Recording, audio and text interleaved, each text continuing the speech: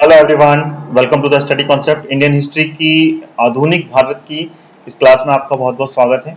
और ये second video है जिसमें कि मैं आपको इंडिया में ब्रिटिश उपनिवेशिक काल के समय में जो वायसराय रहे उसका ये सेकंड वीडियो और उनके कार्यकाल के बारे में मैं आपको बताऊंगा। इससे पहले मैंने पहला वीडियो लेके आया था जिसमें कि मैंने शुरुआती समय के जो वायसराय थे उनके बारे में चर्चा की, और इसमें मैं उससे आगे बढ़कर अगले वायसराय के ऊपर मैं आपको पूरी जानकारी दूंगा और उनके कार्यकाल के उनके समय में कौन कौन से कार्य उन्होंने किए थे जो कि 1858 से लेकर 1947 के बीच में रहे। तो वीडियो को अंत तक जरूर देखिएगा और वीडियो को लाइक और शेयर करना नहीं भूलेगा। अगर आप पहली बार मेरे इस चैनल पर आए हैं तो मेरे चैनल को सब्सक्राइब कर लें, क्योंकि लगातार मैं अपने स्टडी कॉन्सेप्ट्स चैनल के माध्यम से वीडियोस ला रहा हूं और लगातार वो सारे इंपॉर्टेंट टॉपिक पर आपको जानकारी देने की कोशिश करता हूं जिसमें कि आप अपने एग्जाम्स की तैयारी भरपूर कर सकते हैं, चाहे वो कोई भी एग्जाम हो जिसमें कि हिस्ट्री या फिर अन्य टॉपिक का सिलेबस कवर है। पिछली क्लास में जो पहला वीडियो था उसमें मैंने जो कवर किया था वो किया था कैनिंग से लेकर लॉर्ड लैंसडाउन के ऊपर में मैंने कंप्लीट पहली क्लास में मैंने कंप्लीट कर दिया है, जिसमें कि पूरी जानकारी इसमें आपको मिल जाएगी। तो इस वीडियो का जो लिंक है वो आपको वीडियो के डिस्क्रिप्शन बॉक्स में मिल जाएगा और वहां से आप उस लिंक को क्लिक करके उस पर्टिकुलर वीडियो को कंप्लीट देख सकते हैं और उसमें आप पूरी जानकारी ले सकते हैं, जो कि क्लास 2 के बारे में मैंने आपको पूरी जानकारी दी है। और अगला जो क्लास है, अगली जो वीडियो है जो कि आज मैं आपको कंप्लीट करने वाला हूं वो है लॉर्ड एल्गिन से लेकर लॉर्ड इरविन के बीच में जो घटनाएं घटी, जो कि 1894 से लेकर 1898 में लॉर्ड एल्गिन और उसके बीच में जो भी वायसराय आए, और आज की क्लास में लॉर्ड इरविन तक मैं पूरी जानकारी आपको देने वाला हूं कि उनके समय में जो उन्होंने कार्य किए और उस समय जो भी घटना हुई उसके बारे में जानकारी इस वीडियो में पूरी मिलेगी। तो वीडियो को अंत तक देखिएगा और सारी डिटेल्स के साथ में मैं आपको जानकारी दूंगा। तो चलिए शुरू करता हूं मैं वीडियो को, और वीडियो को लाइक और शेयर करना नहीं भूलिएगा। तो ये रहा लॉर्ड एल्गिन के ऊपर मैंने पहला जो जिनका कार्यकाल था 1894 से लेकर 1898 के बीच में, ये भारत का वायसराय बनकर आया और इन्होंने 1896 में इसके समय में मुंबई में प्लेग का प्रकोप था। प्लेग बहुत जम के तरीके से पूरे में फैला हुआ था। फिर 1897 में एल्गिन के समय में बाल गंगाधर तिलक की गिरफ्तारी की गई और उन पर देशद्रोह का मुकदमा चलाकर इनको 18 माह का कठोर कारावास भी दिया गया। तो लॉर्ड एल्गिन के समय में जो कार्यकाल थे वो मैंने आपको बताया इंपॉर्टेंट। अब आ गए लॉर्ड कर्जन जो कि 1899 में भारत आया वायसराय बनकर और 1905 तक ये वायसराय बनकर रहा। और इनके समय में जो घटना घटी बहुत ही ज्यादा इंपॉर्टेंट है, ध्यान रखिएगा, बहुत ही क्वेश्चन बनते हैं लॉर्ड कर्जन के समय के। 1900 में इसके समय में सूखा और लैंड एलिवेशन एक्ट लागू किया गया। उस समय सूखा भी पड़ा था, बहुत जबरदस्त सूखा था, जो कि बंगाल की तरफ में सूखा पड़ा था, और लैंड एलिवेशन एक्ट भी लागू किया गया। 1901 में लॉर्ड कर्जन के समय में रानी विक्टोरिया की मृत्यु हो गई थी। देन उसके बाद में रानी विक्टोरिया की मृत्यु के उपरांत कलकत्ता में विक्टोरिया मेमोरियल हॉल का निर्माण किया गया था। राजा एडवर्ड, क्योंकि रानी विक्टोरिया की मृत्यु के बाद में राजा एडवर्ड 7 का राजरोहण लॉर्ड कर्जन के समय ही किया गया था।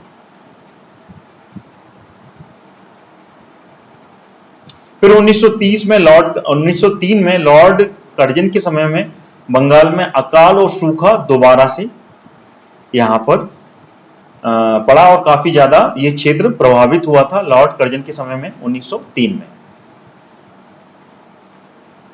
1904 में कर्जन के समय में इंडियन यूनिवर्सिटी एक्ट लागू किया गया था, बहुत इंपॉर्टेंट है, जिसमें कि अलग अलग यूनिवर्सिटी की स्थापना की गई थी। कोऑपरेटिव सोसाइटी एक्ट लागू हुआ। ऐतिहासिक इमारतों की सुरक्षा और मरम्मत हेतु पुरातत्व विभाग की भी स्थापना लॉर्ड कर्जन के समय ही की गई थी। सरकारी गोपनीयता अधिनियम के द्वारा करजन ने सरकारी अधिकारियों के विरुद्ध कुछ भी कहना अपराध घोषित कर दिया गया था। करजन ने ये एक अधिनियम लागू किया गया था जिसमें कि गोपनीयता अधिनियम लागू किया, नाम याद रखिएगा, सरकारी गोपनीयता अधिनियम करजन के द्वारा लागू किया गया था। और जितने भी समस्त अधिकारी थे उसके विरुद्ध अगर कोई भी कुछ भी कहता था उसको अपराध घोषित किया था करजन के समय में। और ये 1904 में ये चारों चीजें यहां पर लागू की गई थी। अगला लॉर्ड कर्जन के समय में 1905 में बहुत ही इंपॉर्टेंट पॉइंट है जो कि एग्जाम में आता है। फूट डालो और शासन करो की नीति के तहत बंगाल का विभाजन हुआ था 1905 में। और उसके बाद में सुरेंद्रनाथ बनर्जी के द्वारा बंगाल विभाजन के विरोध में स्वदेशी आंदोलन की शुरुआत की गई थी। स्वदेशी आंदोलन जो कि बहुत ही ज्यादा प्रभावित हुआ और काफी ज्यादा एक्टिव तरीके से इसमें सुरेंद्रनाथ बनर्जी प्रमुखता से इन्होंने यहां पर कार्य किए थे। उसके बाद में भारत विभाजन के समय में ही पहली बार वंदे मातरम गान का प्रयोग हुआ, जो कि लॉर्ड कर्जन के समय में ये बंगाल विभाजन, फूट डालो और शासन करो की नीति के तहत यहां पर ये बंगाल का विभाजन किया गया था, जिसमें कि हिंदू और मुस्लिम दो क्षेत्र का विभाजन यहां पर किया गया था। और इंपॉर्टेंट पॉइंट है, ध्यान रखिएगा, आईएमपी लगा रहा हूं मैं। पहली बार वंदे मातरम गान का उपयोग 1905 में बंगाल विभाजन के समय में किया गया था। अगला, जब बंगाल का विभाजन हो गया देन उसके बाद में लॉर्ड कर्जन का कार्यकाल खत्म हुआ। फिर 1905 में लॉर्ड मिंटो द्वितीय वायसराय बनकर आया, बहुत इंपॉर्टेंट है। बंगाल के विभाजन 1905 में हुआ था और 1905 में ही लॉर्ड मिंटो वायसराय बनकर यहां पर स्थापित हुआ। देन उसके बाद में विभाजन का जो विरोध था वो लगातार चलता रहा और स्वदेशी आंदोलन यहां पर हुआ और बंगाल विभाजन का बायकॉट किया गया। और स्वदेशी यानी कि जितने भी स्वदेशी चीजें थी उनका उपयोग किया गया और विदेश से जो भी वस्तु या फिर जो भी उपभोग की चीजें आती थी, जो भी यूज की चीजें आती थी, उनका सबका बायोकॉट किया गया, चाहे वो कपड़े थे या फिर विदेशी माल जितने भी थे उन सबकी होली जलाई गई थी इस समय। तो स्वदेशी आंदोलन कुछ इस तरीके से आगे उग्र हुआ और पूरे भारतवर्ष में धीमे धीमे करके आगे बढ़ गया। और इसी समय मोर्ले भारत का सेक्रेटरी ऑफ द स्टेट नियुक्त किया गया। मोर्ले जो कि आगे जाके आपको इसके बारे में मिंटो के साथ में जो मोर्ले मिंटो एक्ट है वो भी इसमें लागू किया गया था, जो कि मोर्ले इस समय यहां पर सेक्रेटरी ऑफ द स्टेट यानी कि सेक्रेटरी, पूरे भारत का सेक्रेटरी नियुक्त हुआ था 1905 में। अगला मोर्ले मिंटो द्वितीय के समय में 1906 में मुस्लिम लीग की स्थापना हुई थी। मुस्लिम लीग जिसकी स्थापना ढाका में की गई थी। ढाका में लियाकत अली खां, ध्यान रखिएगा, लियाकत अली के नेतृत्व में मुस्लिम लीग की स्थापना हुई थी और साथ में आगा खां, ये दो लोग थे, इन दोनों ने मिलकर, ठीक है ना, मुस्लिम लीग की स्थापना की थी 1906 में। फिर 1906 में ही कोलकाता कांग्रेस अधिवेशन में प्रेसिडेंट दादा भाई नौरोजी के द्वारा स्वराज कांग्रेस का लक्ष्य घोषित किया गया था।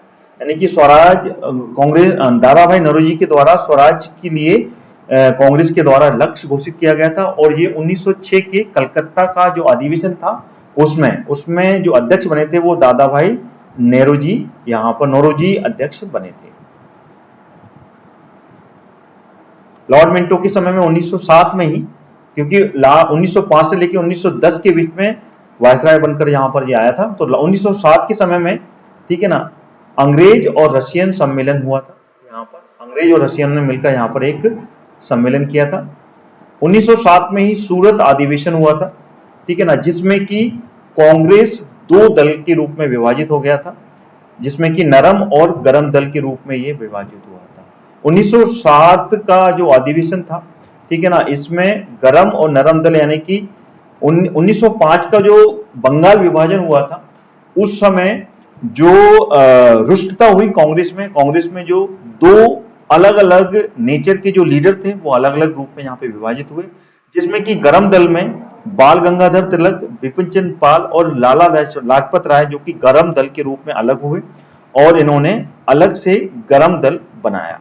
और नरम दल जिसमें कि गोपाल कृष्ण गोखले, दादा भाई नौरोजी और पंडित मदन मोहन मालवीय और अन्य लोग जो कि नरम दल में शामिल थे, और गरम दल में बिपिन चंद्र पाल, बाल गंगाधर तिलक और लाला लाजपत राय अलग रूप से हो गए थे। तो ये जो विभाजन हुआ था ये 1907 में सूरत अधिवेशन में दो दल में ये विभाजित हो गया था। अगला लॉर्ड मिंटो के समय में 1908 में ये न्यूज़पेपर एक्ट लेकर आया था, जिसमें कि न्यूज़पेपर के बारे में अलग अलग नियम लागू किए गए थे। फिर 1909 में इंडियन काउंसिल एक्ट पारित किया गया था, जिसको कि मार्ले मिंटो सुधार के रूप में जाना जाता है, जिसमें कि हिंदू और मुसलमान दोनों के लिए अलग अलग निर्वाचन क्षेत्र की व्यवस्था की गई थी। आतंक गतिविधियों की शुरुआत हो गई थी इसमें। आतंक यानी कि उग्रवादी जो समूह था वो अपने रूप में स्वतंत्रता के रूप में यहां पर पार्टिसिपेट करने लगे थे और उनकी गतिविधियों को आतंक गतिविधियों के रूप में कहा जाने लगा था। तो ये 1909 में जब हिंदू मुसलमान दोनों के लिए अलग अलग निर्वाचन क्षेत्र स्थापित कर दिया गया था और यहां पर आतंक गतिविधियों की शुरुआत हुई थी। वायसराय कार्यकारिणी की प्रथम जो व्यक्ति यहां पर नियुक्त किए गए थे वो एनपी सिन्हा को यहां पर वायसराय की कार्यकारिणी में जगह मिली थी, जो कि पहले व्यक्ति थे। याद रखिएगा, बहुत ही इंपॉर्टेंट है, इसको मैं आईएमपी लगा रहा हूं, एग्जाम में पूछा जाता है, याद रखिएगा। 1909 में ही ये लॉर्ड मिंटो के समय में वायसराय की कार्यकारिणी की परिषद में जगह मिली थी, जो कि पहले भारतीय थे एसपी सिन्हा, जो कि यहां पर नियुक्त किए गए थे। उसके बाद में फिर लॉर्ड हार्डिंग जो कि वायसराय बनकर आया, जो कि 1910 से लेकर 1916 के बीच में यहां पर वायसराय बनकर रहा। तो इसी के समय में 1911 में राजा जॉर्ज पंचम और उसकी रानी भारत की यात्रा पर आए और ये कार्यकाल बहुत ही ज्यादा इंपॉर्टेंट कार्यकाल था। एग्जाम के टाइम में इसके क्वेश्चन बनते हैं, ध्यान रखिएगा। इसके समय में ही राजधानी जब कोलकाता थी उससे राजधानी को शिफ्ट किया गया था दिल्ली। 1911 में कलकत्ता से दिल्ली राजधानी को शिफ्ट किया गया और वो राजा जॉर्ज पंचम की और उनकी जो पत्नी थी, ठीक है ना, जब भारत की यात्रा पे आए थे तो उन्हीं के समय में दिल्ली दरबार का आयोजन उनके स्वागत के लिए किया गया था। और बंगाल विभाजन जो कि लॉर्ड कर्जन के समय में 1905 में हुआ था, 1905 में जो हुआ था उसको रद्द कर दिया गया था। और इन्हीं के समय में जो घटना घटी थी वो हुई थी जो कि बिहार, बहुत इंपॉर्टेंट है, ध्यान रखिएगा, बिहार और उड़ीसा दो अलग स्टेट यहां पर बना दिए गए थे। बंगाल विभाजन रद्द हुआ 1911 में और दो नए स्टेट यहां पर क्रिएट किए गए। बिहार और उड़ीसा दो नए स्टेट बने थे, क्योंकि ये पहले बंगाल के अंतर्गत ही आते थे, फिर इनका विभाजन करके इनको दो स्टेट में इनको दर्जा मिला, बिहार स्टेट और उड़ीसा स्टेट। तो इसके बारे में आगे आपको जानकारी मिलेगी, तो वीडियो में अंत तक बने रहिएगा आप। 1912 में कलकत्ता से दिल्ली राजधानी स्थानांतरित, क्योंकि उसमें जो 1911 में थी, 1911 में घोषणा की गई थी कि कलकत्ता से राजधानी दिल्ली आएगी। फिर 1912 में इसको बिल्कुल स्थानांतरित कर दिया गया था, कलकत्ता से दिल्ली स्थानांतरित किया गया। और इसी समय 1912 में बिहार और उड़ीसा दो अलग राज्य घोषित किए गए थे, जो कि बंगाल विभाजन को रद्द करने के बाद में ये दो नए राज्य बनाए गए थे। लॉर्ड हार्डिंग में दिल्ली में ही बम विस्फोट में लॉर्ड हार्डिंग घायल हुए थे, जिसमें कि इस घटना को अंजाम दिया था रास बिहारी बोस के द्वारा। 1912 में बम विस्फोट हुआ था जिसमें कि ये घायल हो गया था। कौन? लॉर्ड हार्डिंग घायल हुआ था।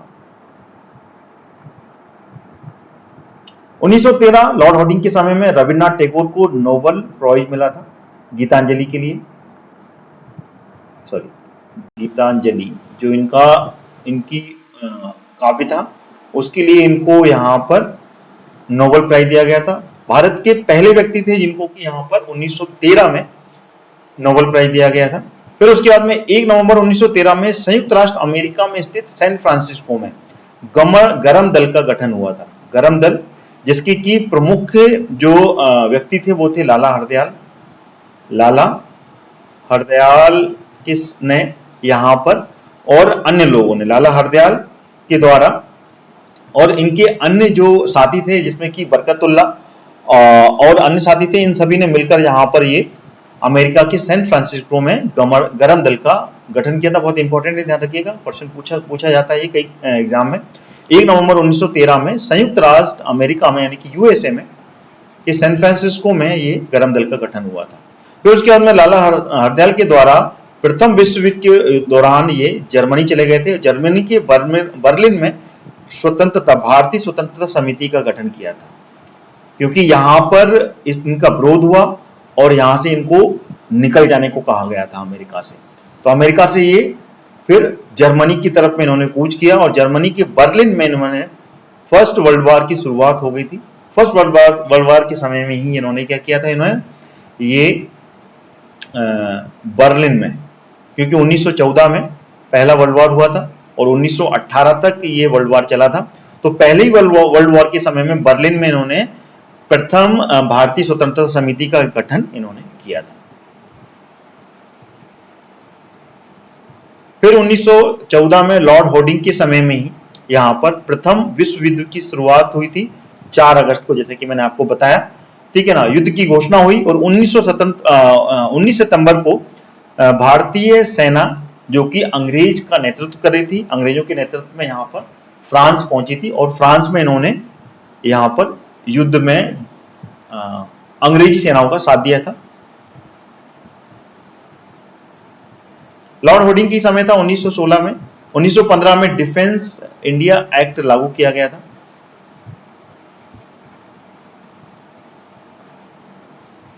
उसके बाद में 1916 में चेम्सफोर्ड भारत में नया वायसराय बनकर आया, जो कि 1916 से लेकर 1921 के बीच में ये वायसराय रहा। और इसके समय में 1916 में सबसे पहले सेटलर कमीशन लागू हुआ।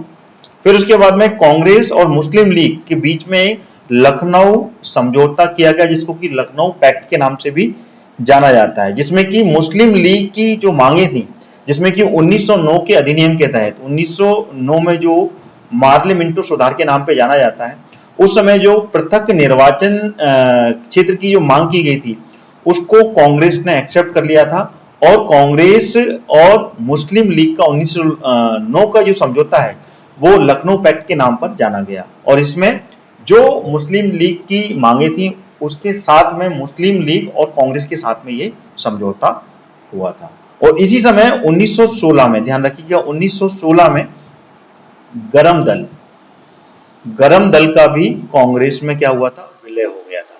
गरम दल जिसमें कि लाल बाल पाल, जिसमें कि बाल गंगाधर तिलक, ठीक है ना, लाला लाजपत राय और बिपिन चंद्र पाल जो कि गरम दल के प्रमुख थे, वो पूरे दल के साथ में कांग्रेस के साथ में इसका विलय हुआ और कांग्रेस में जाकर ये मिल गए थे, ठीक है। और उसके बाद में 1916 इंपॉर्टेंट घटना, होम रूल लीग की स्थापना की गई थी, जो कि बाल गंगाधर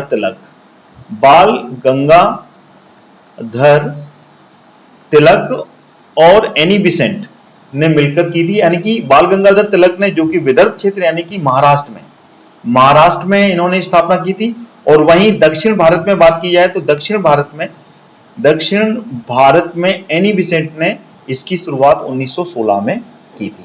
दोनों की क्षेत्र अलग थे, इन्होंने महाराष्ट्र में की थी बाल गंगाधर तिलक ने, और एनी बिसेंट ने दक्षिण भारत में जाकर तमिलनाडु मद्रास के क्षेत्र में यहाँ पर इन्होंने होम रूल लीग की स्थापना की और धीमे धीमे करके इसका प्रचार पूरे भारतवर्ष में किया और अलग अलग राज्यों में इसकी स्थापना हुई, जिसमें कि मध्य प्रदेश में जबलपुर में 1916 में, यानी कि 1916 में हर जगह होम रूल लीग की स्थापना की गई थी और काफी ज्यादा उग्र रूप से ये फैला था, जिसमें कि dominion status, home rule league मतलब कि डोमिनियन स्टेटस की मांग अंग्रेजों के सामने रखी गई थी होम रूल लीग के द्वारा। उसके बाद में 1916 में ही चेम्सफोर्ड के समय में पुणे में महिला विश्वविद्यालय की स्थापना की गई थी। चेम्सफोर्ड के समय में 1917 में मेटिंग भारत का सेक्रेटरी ऑफ द स्टेट घोषित किया गया, यानी कि भारत का सेक्रेटरी बनकर आया कौन, मेटिंग। फिर आगे जाके आपको इसके बारे में और जानकारी मिलेगी, जिसमें कि मेटिंग चेम्सफोर्ड लॉ आया था। तो अपन अगली स्लाइड में इसके बारे में और जानेंगे, तो वीडियो में अंत तक बने रहेगा। बहुत इंपॉर्टेंट वीडियो आपके लिए ये बनने वाला है, जिसमें कि मैं सारे के सारे जो वायसराय है उसका ये सेकंड वीडियो है। देन उसके बाद में इसका थर्ड वीडियो भी आएगा, जिसमें कि अगले हम वायसराय के बारे में समझेंगे।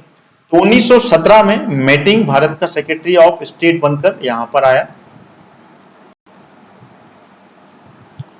देन उसके बाद में 1918 में इंडियन नेशनल लिबरल फेडरेशन की स्थापना हुई थी चेम्सफोर्ड के समय में। फिर मेटिंग और Chelmsford report, mating Chelmsford report का प्रकाशन हुआ था और फिर उस पर संसद पर बहस हुई थी। ठीक है, 1918 में प्रथम विश्व युद्ध की समाप्ति की घोषणा की गई थी 1918 में। 1914 में प्रथम विश्व युद्ध की शुरुआत हुई थी। देन उसके बाद में 1918 में ये खत्म हो गया था। फिर 1919 में गवर्नमेंट ऑफ इंडिया एक्ट 1919 लागू हुआ, जिसको कि मेटिंग चेम्सफोर्ड लॉ के नाम से भी जाना जाता है, जिसमें कि द्वैध शासन, द्वैध शासन प्रणाली के नाम से जाना जाता है, जिसमें कि दोहरी शासन प्रणाली व्यवस्था की गई थी, जिसमें कि प्रांतीय व्यवस्था अलग की गई थी और केंद्र की व्यवस्था अलग की गई थी। द्वैध शासन प्रणाली यानी कि प्रांत में अलग और जो केंद्र में था, केंद्र में जो शासन था वो अंग्रेजों के साथ में चलेगा, लेकिन प्रांत में जो व्यवस्था थी वो अलग से ही व्यवस्था थी, जिसमें कि प्रांतीय व्यवस्था थी। प्रांत में पूरी की पूरा जिम्मा जो दिया गया था वो लोकल पब्लिक को दिया गया था। तो इसको द्वैध शासन प्रणाली के रूप में जाना जाता है, या फिर इसको बोलते हैं चेम्सफोर्ड, मेटिंग चेम्सफोर्ड लॉ के रूप में जाना जाता है। बहुत ही इंपॉर्टेंट है, क्वेश्चन इस पे बनते हैं।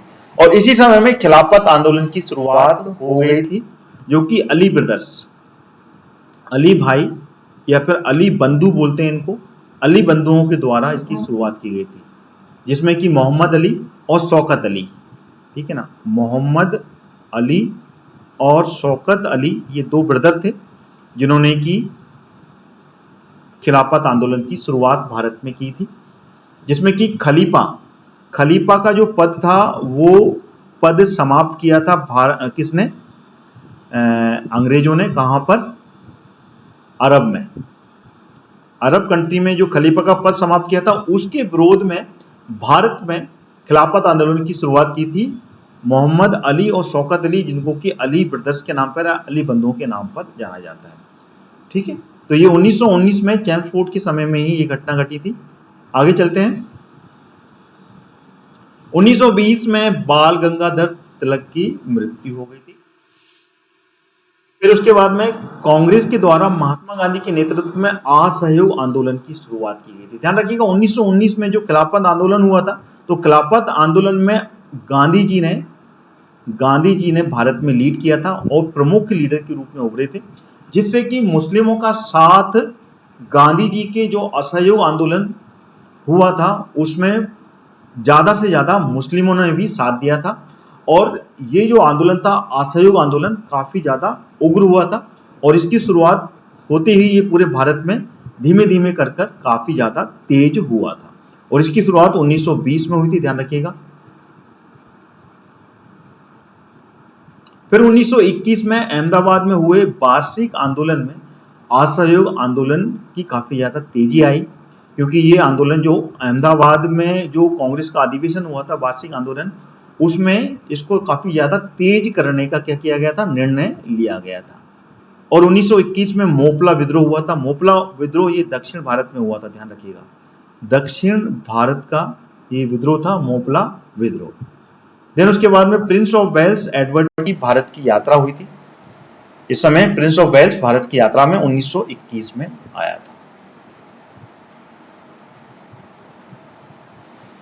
लॉर्ड रीडिंग 1921 से लेके 1926, यानी कि लॉर्ड चेम्सफोर्ड का कार्यकाल खत्म हुआ, उसके बाद में लॉर्ड रीडिंग भारत का वायसराय बनकर आया।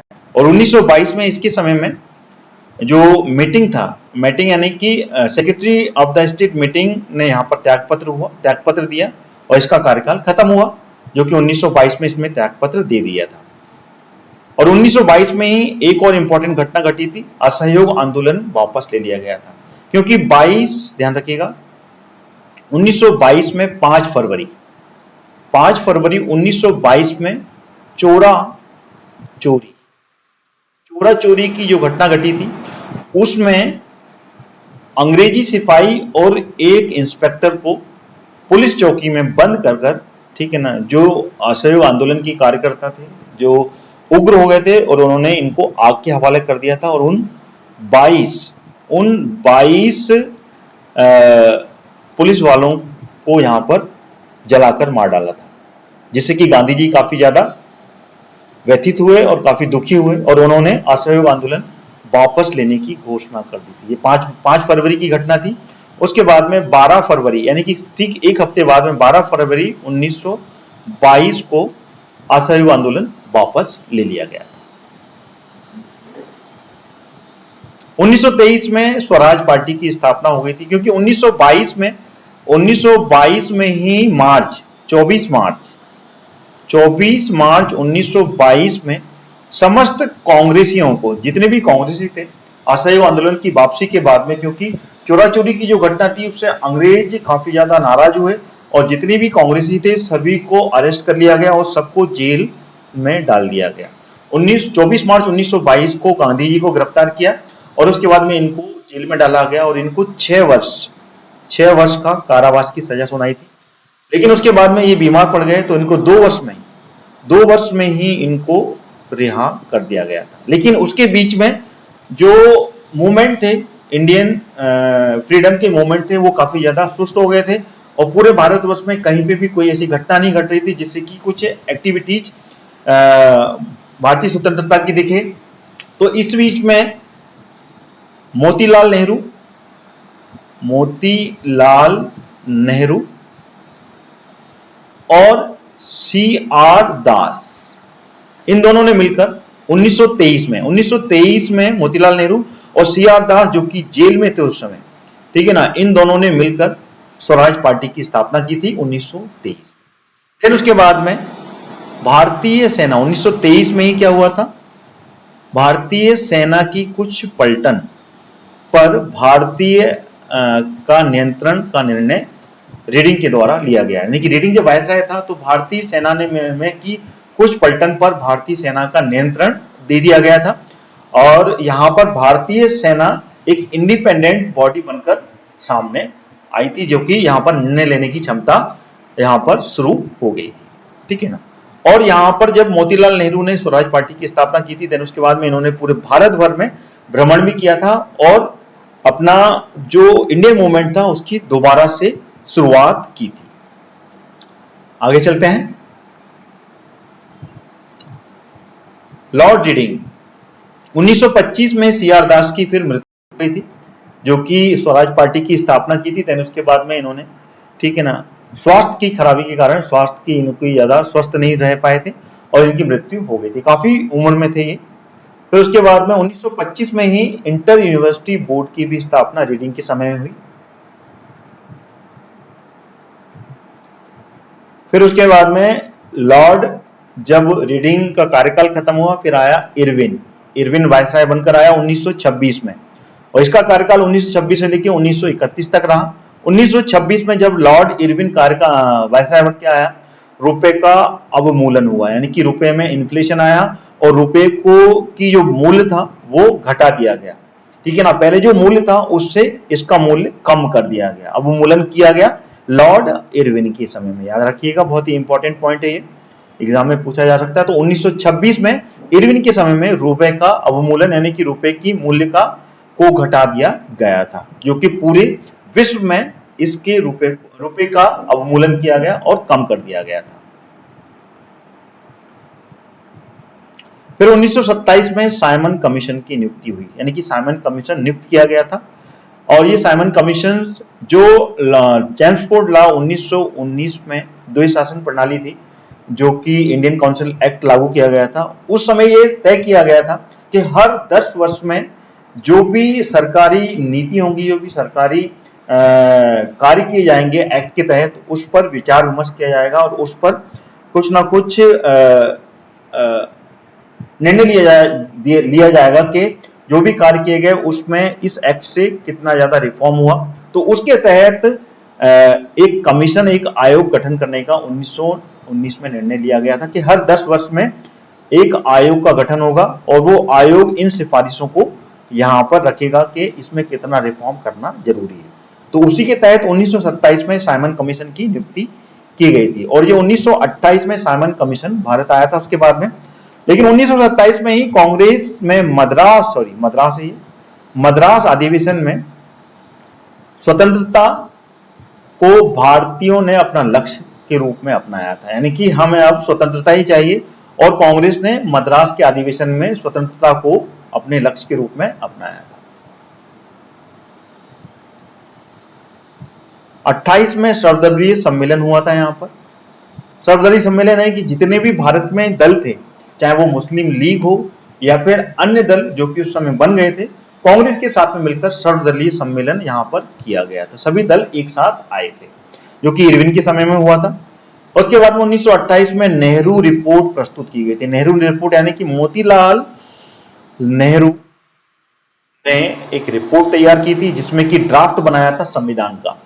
तो वो रिपोर्ट प्रस्तुत की गई थी और इस रिपोर्ट में सारे के सारे भारत की जो इंपॉर्टेंट निर्णय थे भारत की स्वतंत्रता के रूप में और संविधान बनाने की रूप में, उस पर निर्णय लिया गया था। देन उसके बाद में सरदार वल्लभ भाई पटेल के नेतृत्व में बारदली आंदोलन भी 1928 में किया गया था। फिर उसके बाद में लॉर्ड इरविन के समय में 1929 में इंपॉर्टेंट घटना, ध्यान रखिएगा, लाहौर अधिवेशन किया गया जिसमें कि पूर्ण स्वराज प्रस्तावित किया गया था। और इसी समय ये दिसंबर में हुआ था ये घटना, और दिसंबर में ही 31 दिसंबर को रावी नदी के तट पर पहली बार तिरंगा यहां पर लहराया गया था। और उसके बाद में 26 जनवरी, इंपॉर्टेंट ध्यान रखिएगा, 26 जनवरी यानी कि अगले वर्ष 26 जनवरी 1930 से स्वाधीनता दिवस मनाने के लिए यहां पर घोषणा की गई थी। 26 जनवरी 1930 को स्वाधीनता दिवस मनाने की भी घोषणा की गई थी। इरविन के समय में ही 1926 से लेकर 3120 में यहां पर सविनय अवज्ञा के आंदोलन की शुरुआत हुई थी 6 अप्रैल। ये भी इंपॉर्टेंट है, ध्यान रखिएगा। 6 अप्रैल 1930 में गांधी जी ने नमक कानून तोड़ा था, दांडी यात्रा की थी, दांडी यात्रा। और दांडी यात्रा के दौरान यहां पर नमक कानून तोड़कर इन्होंने सविनय अवज्ञा की शुरुआत की थी। और दांडी की शुरुआत 12 मार्च 1930 में की थी।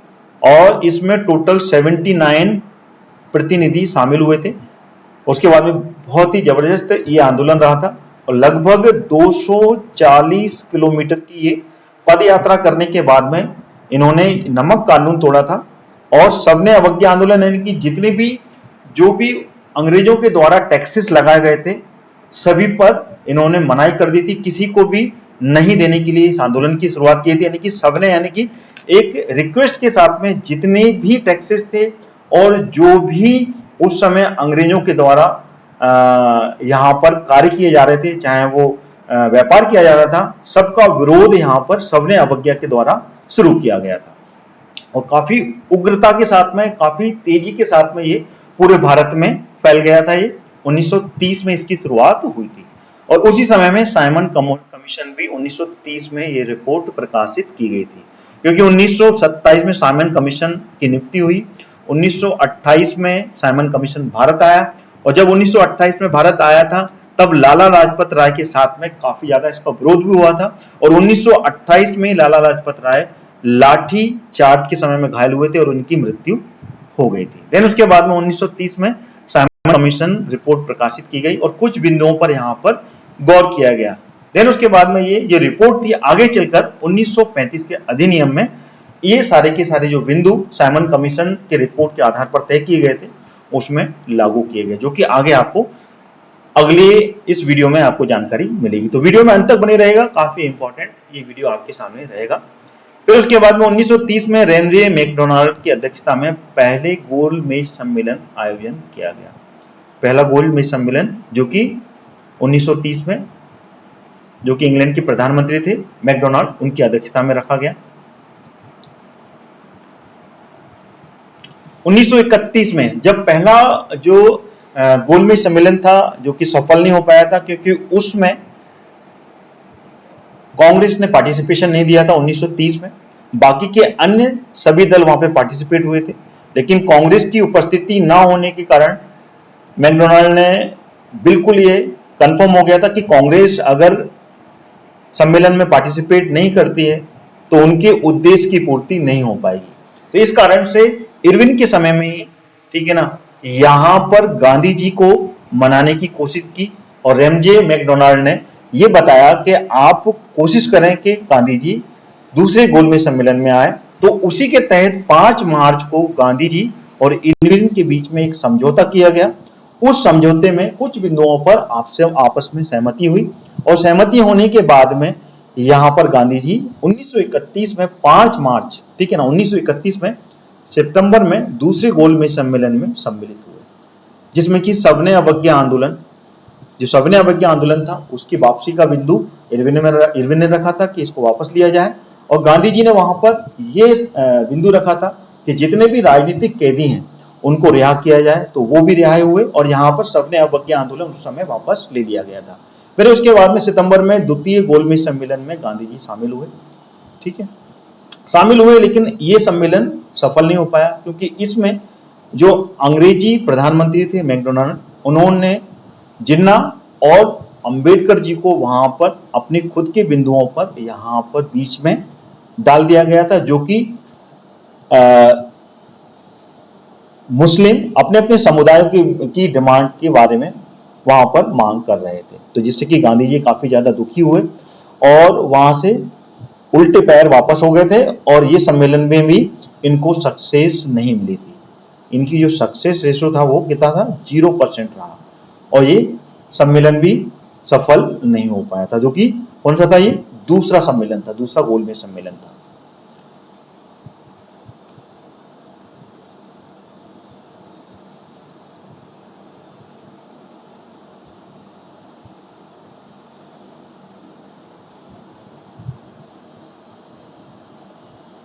तो ये थे इरविन के समय के मैंने कुछ पॉइंट आपको यहां पर बताए, क्योंकि इरविन का आखिरी कार्यकाल 31 तक था। इसके बाद में जो अगला वीडियो आएगा उसमें मैं आपको इसके आगे के जो वायसराय रहे जिनके समय में तृतीय गोलमेज सम्मेलन भी रहा, फिर उसके बाद में आगे के जो घटनाएं घटी उसमें आपको पूरी जानकारी मिलेगी।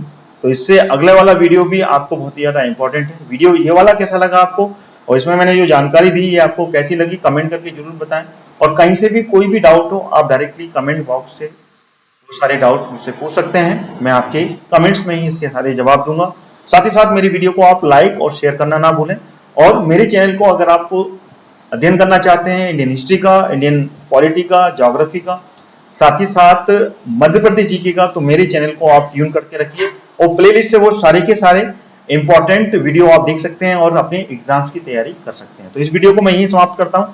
अगला वीडियो मैं आपको सामने फिर लेके आऊंगा जो कि वायसराय का अगला वीडियो होगा, तीसरा वीडियो, जिसमें कि पूरे वायसराय आपके कंप्लीट हो जाएंगे। तो thank you so much watching this video till and.